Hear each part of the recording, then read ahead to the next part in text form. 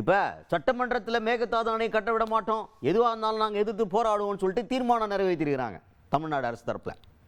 இந்த தீர்மானம் நிறைவேற்றினதுனால ஏதாவது நடக்குமா அப்படின்னு கேட்டால் நோ, தீர்மானம் மட்டும்தான் நிறைவேற்றப்படும்.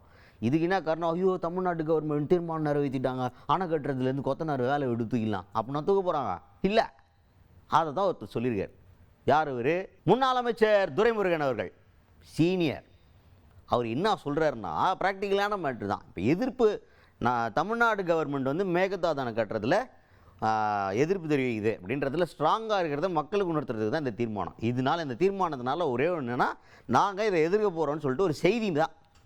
இப்போ நடவடிக்கை என்ன அப்படின்னு பார்த்தீங்கன்னா சட்ட போராட்டம் ஒன்று தான் நடவடிக்கை. தீர்மானம் நிறைவேற்றுறதுனால ஒன்றும் பெருசாக மாற போகிறது இல்லை. உங்கள் தீர்மானத்தை பார்த்து அவங்க உங்களுக்கு அடங்கி போக போகிறது கிடையாது.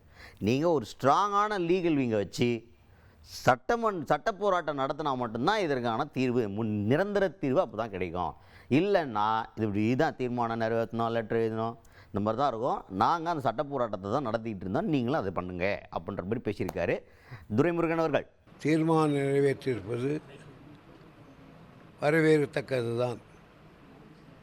ஆனால் இது முறை பல முறை இப்படிப்பட்ட தீர்மானங்கள் நிறைவேற்றப்பட்டிருக்கிறது. இந்த தீர்மானத்துக்கு ஏற்றுக்கொண்டு கர்நாடக அரசு பணிந்து விடாது. அவர்களுக்கு நமக்கும் எவ்வளவு பேசினாலும் அவர்கள் மேகதாதை கட்ட வேண்டும் என்று தான் பேசுவார்கள்.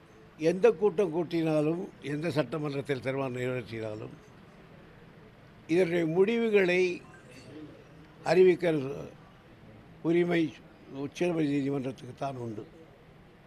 ஆகினாலே அவர் கூட சுப்ரீம் கோர்ட்டில் இதெல்லாம் தள்ளி போட்டுட்டார் என்று சொல்லியிருக்கிறார். எனக்கு அதெல்லாம் உடன்பாடில்லை. ஆகியனாலே சொல்லுகிறேன், சரியான வக்கீல்களை வைத்து சரியாக வாதாடி சரியான நேரத்தில் மத்திய சர்க்காருக்கு கெடுக்கவிடி போட்டார் ஒழிய நம்மால் இது சமாளிக்க முடியாது.